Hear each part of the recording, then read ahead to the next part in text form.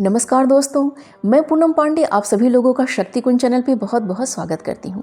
आज मैं आप सभी को मार्गशीर्ष मास के कृष्ण पक्ष में पड़ने वाली उत्पन्ना एकादशी की व्रत की कथा सुना रही हूँ, जिसको सुनने मात्र से जीवन के सभी कष्ट दूर हो जाते हैं और अश्वमेध यज्ञ के फल की प्राप्ति होती है। तो चलिए कथा को प्रारंभ करते हैं।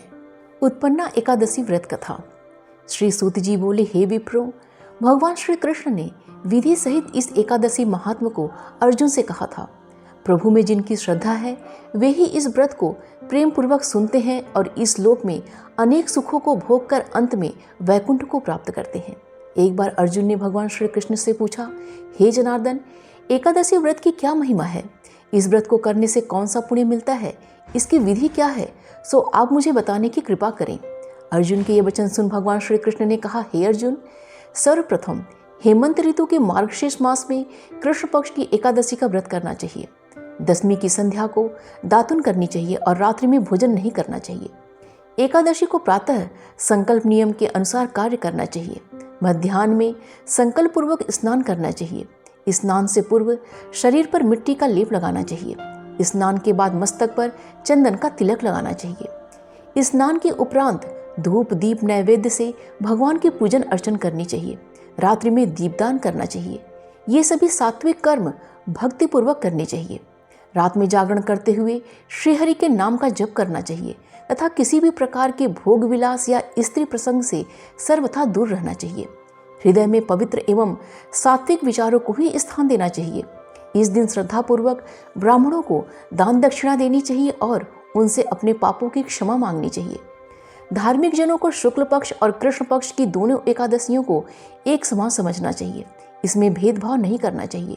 इस विधि से जो भी मनुष्य एकादशी का व्रत करते हैं उनको शंखोद्वार तीर्थ एवं दर्शन करने से जो पुण्य प्राप्त होता है वह एकादशी व्रत के पुण्य के 16वें भाग के बराबर भी नहीं है। हे अर्जुन, व्यतिपात योग में, संक्रांति में तथा सूर्य और चंद्र ग्रहण में दान देने से और कुरुक्षेत्र में स्नान करने से जो पुण्य प्राप्त होता है वही पुण्य मनुष्य को एकादशी का व्रत करने से प्राप्त होता है।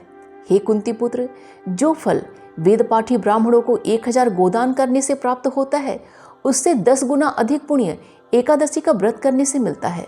10 श्रेष्ठ ब्राह्मणों को भोजन कराने से जो पुण्य प्राप्त होता है वह एकादशी के पुण्य के 10वें भाग के बराबर होता है। निर्जल व्रत करने का आधा फल एक बार भोजन करने के बराबर होता है। अतः एकादशी का व्रत करने पर ही यज्ञ, दान, तप आदि मिलते हैं, अन्यथा नहीं। अतः एकादशी का व्रत अवश्य ही करना चाहिए। इस एकादशी के व्रत में शंख से जल नहीं पीना चाहिए। मांसाहार तथा अन्य निरामिष आहार का एकादशी के व्रत में सर्वथा निषेध है।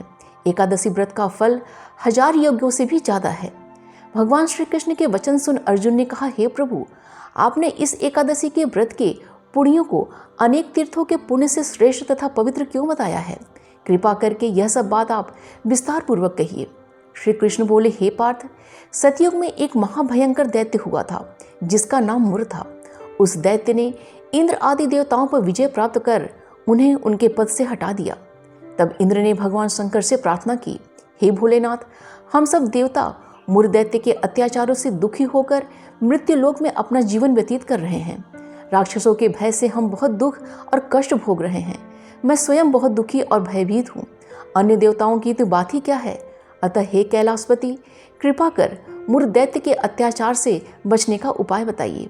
देवराज की प्रार्थना सुन शंकर जी ने कहा, हे देवेंद्र, आप भगवान श्रीहरि के पास जाइए। मधुकैटभ का संहार करने वाले भगवान विष्णु देवताओं को अवश्य ही इस भय से मुक्त करेंगे। महादेव जी के आदेश के अनुसार इंद्र तथा अन्य देवता क्षीर सागर गए, जहाँ पे भगवान श्रीहरि शेष शैया पर विराजमान थे। इंद्र सहित सभी देवताओं ने भगवान श्रीहरि के समक्ष उपस्थित होकर उनकी स्तुति की। हे तीनों लोकों के स्वामी, आप स्तुति करने योग्य हैं। हम सभी देवताओं का आपको कोटि कोटि प्रणाम है। हे दैत्यों के संहारक, हम आपकी शरण में हैं, आप हमारी रक्षा करें। हे त्रिलोकीपति, हम सभी देवता दैत्यों के अत्याचारों से भयभीत होकर आपकी शरण में आए हैं। इस समय दैत्यों ने हमें स्वर्ग से निकाल दिया है और हम सभी देवता बहुत ही दयनीय स्थिति में मृत्युलोक में विचरण कर रहे हैं। अब आप ही हमारे रक्षक हैं, रक्षा कीजिए। हे कैलाशपति, हे जगन्नाथ, हमारी रक्षा करें। देवताओं की करुण पुकार सुनकर भगवान श्रीहरि बोले, हे देवगणों, वह कौन सा दैत्य है जिसने देवताओं को जीत लिया है? आप सभी देवगण किसके भय से पृथ्वीलोक में भटक रहे हैं? क्या वह दैत्य इतना बलवान है जिसने इंद्र सहित सभी देवताओं को जीत लिया है? तुम निर्भय होकर मुझे सब हाल बताओ। भगवान विष्णु के इस स्नेहमयी वचनों को सुनकर देवेंद्र ने कहा, हे प्रभु, प्राचीन काल में ब्रह्मवंश में उत्पन्न नाड़ी जंगम नामक एक असुर था, जिसका मुर नामक एक पुत्र है, जो चंद्रवती नामक नगरी में निवास करता है, जिसने अपने बल से मृत्युलोक और देवलोक को जीत लिया है और सब देवताओं को देवलोक से निकालकर अपने दैत्य कुल के असुरों को इंद्र, अग्नि, यम, वरुण, चंद्रमा आदि लोकपाल बना दिया है। वह स्वयं सूर्य बनकर पृथ्वी को तापता है और स्वयं मेघ बनकर जल की वर्षा करता है। अतः आप इस बलशाली भयानक असुर का संहार करके देवताओं की रक्षा करें। देवेंद्र के मुख से ऐसे वचन सुनकर भगवान विष्णु बोले, हे देवताओं, मैं आपके शत्रु का शीघ्र ही संहार करूंगा। आप बस इसी समय मेरे साथ चंद्रवती नगरी चलिए। देवताओं की पुकार पर भगवान विष्णु तुरंत ही उनके साथ चल दिए। उधर दैत्यराज मुर ने अपने तेज से जान लिया था कि श्रीहरि विष्णु युद्ध की इच्छा से उसकी राजधानी की ओर आ रहे हैं। अतः अपने राक्षस योद्धाओं के साथ वह भी युद्ध भूमि में आकर गरजने लगा। देखते ही देखते युद्ध शुरू हो गया। युद्ध शुरू होने पर अनगिनत असुर अनेक अस्त्रों शस्त्रों को धारण करके देवताओं से युद्ध करने लगे, किंतु देवताओं तो पहले ही डरे हुए थे। वह अधिक देर तक राक्षसों का सामना नहीं कर सके और भाग खड़े हुए। तब भगवान विष्णु स्वयं युद्ध भूमि में आ गए। दैत्य पहले से भी ज्यादा जोश में भरकर भगवान विष्णु से युद्ध करने लगे। वे अपने अस्त्र शस्त्रों से उन पर भयंकर प्रहार करने लगे। दैत्यों के आक्रमण वारों को श्री विष्णु अपने चक्र और गदा के प्रहारों से नष्ट करने लगे। इस युद्ध में अनेक दैत्य सदा के लिए मृत्यु के गोद में समा गए, किंतु दैत्यराज मुर भगवान विष्णु के साथ निश्चल भाव से युद्ध करता रहा। उसका तो जैसे अभी बाल भी बांका न हुआ था। वह बिना डरे युद्ध कर रहा था। भगवान विष्णु मुर को मारने के लिए जिन जिन शस्त्रों का प्रयोग करते, वे सब उसके तेज से नष्ट होकर उस पर पुष्पों के समान गिरने लगे। अनेक अस्त्रों शस्त्रों का प्रयोग करने पर भी भगवान विष्णु उससे जीत न सके। तब वे आपस में मल्ल युद्ध करने लगे। भगवान श्रीहरि उस असुर से देवताओं के लिए सहस्त्र वर्ष तक युद्ध करते रहे, किंतु उस असुर से न जीत सके। अंत में भगवान विष्णु शांत होकर विश्राम करने की इच्छा से बद्रिकाश्रम स्थित 38 कोस लंबी एक द्वार वाली हेमवती नाम की एक गुफा में प्रवेश कर गए। हे अर्जुन, उस गुफा में प्रभु ने शयन किया। भगवान विष्णु के पीछे पीछे वह दैत्य भी चला आया। भगवान श्रीहरि को सोता देखकर वह उन्हें मारने के लिए तैयार हो गया। वह सोच रहा था कि आज मैं अपने चिर शत्रु को मारकर हमेशा हमेशा के लिए निष्कंटक हो जाऊंगा, परंतु उसकी यह इच्छा पूर्ण न हो सकी, क्योंकि उसी समय भगवान विष्णु की देह से दिव्य वस्त्र धारण किए हुए एक अत्यंत मोहिनी कन्या उत्पन्न हुई और राक्षस को ललकार कर उससे युद्ध करने लगी। उस कन्या को देखकर राक्षस को घोर आश्चर्य हुआ। वह सोचने लगा कि ऐसी दिव्य कन्या कहाँ से उत्पन्न हुई, और फिर वह असुर उस कन्या से लगातार युद्ध करता रहा। कुछ समय बीतने पर उस कन्या ने क्रोध में आकर उस दैत्य के अस्त्र शस्त्रों के टुकड़े टुकड़े कर दिए, उसका रथ तोड़ डाला। अब तो उस दैत्य को बड़ा ही क्रोध आया और वह सारी मर्यादाएं भंग करके उस कन्या से मल्ल युद्ध करने लगा। उस तेजस्वी कन्या ने उसको धक्का मारकर मूर्छित कर दिया और उसकी मूर्छा टूटने से पूर्व ही उसका सिर काट कर धड़ से अलग कर दिया। सिर काटते ही वह असुर पृथ्वी पर गिरकर मृत्यु को प्राप्त हुआ। बाकी बचे असुर अपने राजा का ऐसा दुखद अंत देखकर भयभीत होकर पाताल लोक में भाग गए। भगवान विष्णु जब निद्रा से जागे तो उस असुर को मरा देखकर उन्हें घोर आश्चर्य हुआ और वे सोचने लगे कि इस महाबली को किसने मारा।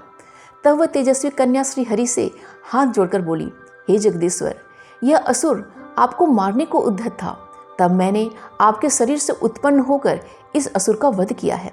कन्या की बात सुनकर भगवान श्रीहरि बोले, तुमने इस असुर को मारा है, अतः हे कन्या, मैं तुमसे अत्यंत प्रसन्न हूँ। इसे मारकर तुमने तीनों लोकों के देवताओं के कष्ट को हरा है, इसलिए तुम अपनी इच्छा अनुसार वरदान मांग लो, मैं तुम्हारी प्रत्येक इच्छा को पूर्ण करूँगा। भगवान की बात सुन कन्या बोली, हे प्रभु, मुझे यह वरदान दीजिए कि जो भी मनुष्य या देव मेरा व्रत करे उसके सभी पाप नष्ट हो जाएं और अंत में उसे स्वर्ग लोक की प्राप्ति हो। मेरे व्रत का आधा फल रात्रि को मिले और उसका आधा फल एक समय भोजन करने वाले को मिले। जो श्रद्धालु भक्तिपूर्वक मेरे व्रत को करें वे निश्चय ही वैकुंठ लोक को प्राप्त करें। जो मनुष्य मेरे व्रत में दिन तथा रात्रि में एक बार भोजन करें वह धन धान्य से भरपूर रहें, कृपा करके मुझे ऐसा वरदान दीजिए। भगवान श्रीहरि ने कहा, हे कन्या, ऐसा ही होगा। मेरे और तुम्हारे भक्त एक ही होंगे और अंत में संसार में प्रसिद्धि को प्राप्त होकर मेरे लोक को प्राप्त करेंगे।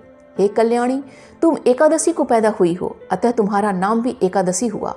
और क्योंकि तुम मेरे अंश से उत्पन्न हुई हो, इसलिए संसार में तुम उत्पन्ना एकादशी के नाम से जानी जाओगी। तथा जो मनुष्य इस दिन व्रत करेंगे, उनके समस्त पाप समूल नष्ट हो जाएंगे। तुम मेरे लिए अब तीज, अष्टमी, नवमी और 14 से भी अधिक प्रिय हो। तुम्हारे व्रत का फल सब तीर्थों के फल से भी महान होगा। यह मेरा अकाट्य कथन है। इतना कहकर भगवान श्रीहरि उसी स्थान पर अंतर ध्यान हो गए। श्री कृष्ण ने कहा, हे पांडुपुत्र, एकादशी के व्रत का फल सभी व्रतों व सभी तीर्थों के फल से महान है। एकादशी व्रत करने वाले मनुष्य के शत्रुओं का मैं जड़ से नाश कर देता हूँ और व्रत करने वाले को मोक्ष प्रदान करता हूँ। उन मनुष्यों के जीवन के जो भी कष्ट होते हैं, मैं उन्हें भी दूर कर देता हूँ। अर्थात मुझे अत्यंत प्रिय एकादशी के व्रत को करने वाले प्राणी सभी ओर से निर्भय और सुखी होकर अंत में मोक्ष को प्राप्त होते हैं। हे कुंती पुत्र, यह मैंने तुम्हें एकादशी की उत्पत्ति के विषय में बतलाया है। एकादशी व्रत सभी पापों को नष्ट करने वाला और सिद्धि प्रदान करने वाला है। श्रेष्ठ मनुष्यों को दोनों पक्षों की एकादशियों को समान समझना चाहिए, उसमें भेदभाव करना उचित नहीं है। जो मनुष्य एकादशी महात्म्य का श्रवण व पाठ करेंगे, उन्हें अश्वमेध यज्ञ के समान फल प्राप्त होगा। यह मेरा अकाट्य वचन है। इस प्रकार उत्पन्ना एकादशी व्रत की कथा समाप्त हुई। लक्ष्मी नारायण की जय हो। एकादशी माता की जय हो।